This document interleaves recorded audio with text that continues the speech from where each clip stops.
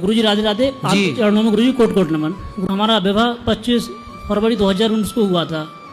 उसके बाद में हमारी पत्नी 2022 में 11/12/2022 में अपने मायके हमसे कह गई थी, 2 महीना गर्भावस्था में ये कह करके गई थी कि हम 5 दिन में आपके पास आ जाएंगे, लेकिन हमारी पत्नी 5 दिन में वापस नहीं आई।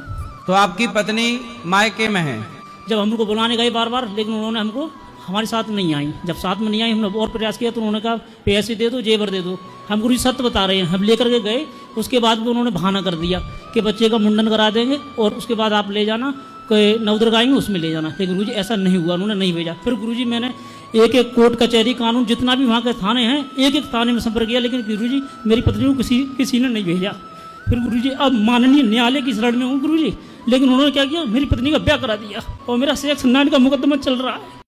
पत्नी का ब्याह हो गया जी। आपकी पत्नी ने जान के किसी और से ब्याह कर लिया कि उसके माँ बाप ने करा दिया? हाँ जी। आपकी पत्नी से तलाक नहीं हुआ? नहीं।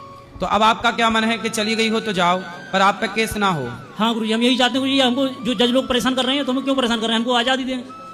तो आपको जज परेशान कर रहे हैं? जी गुरुजी। क्या कह रहे हैं जज साहब?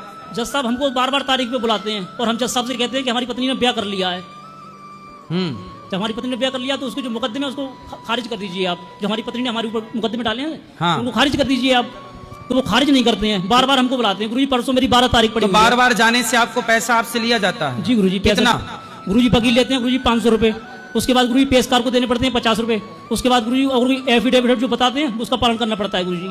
फिर अब 500 रुपए ये हर पेशी में देते हैं, तो आपसे पैसा लेकर के उनका चल रहा है। यदि वो आपको केस से बाइज्जत बरी कर दें तो उनके 500 रुपए बंद नहीं हो जाएंगे हर महीने वाले? सत्य बता रहे गुरु जी, वहाँ पर लोग गीता पे आजकल हर जगह भ्रष्टाचारी ही तो है। जी गुरु जी। कोर्ट कचहरी जज चाहे तो जज को पता है कि कौन सही है कौन गलत है। वो चाहे तो 4 महीने के अंदर न्याय कर दे, पर वो लंबा इसलिए चलाते हैं कि लंबा चलेगा तो हर महीने हर पेशी में 500,000 रुपए लोगों का खर्च होता रहेगा। यही तो भ्रष्टाचार है इस देश में, कि यहाँ न्याय किसी को नहीं करना, सब अन्याय। न्याय के नाम पर भारत में अन्याय ज्यादा हो रहा है।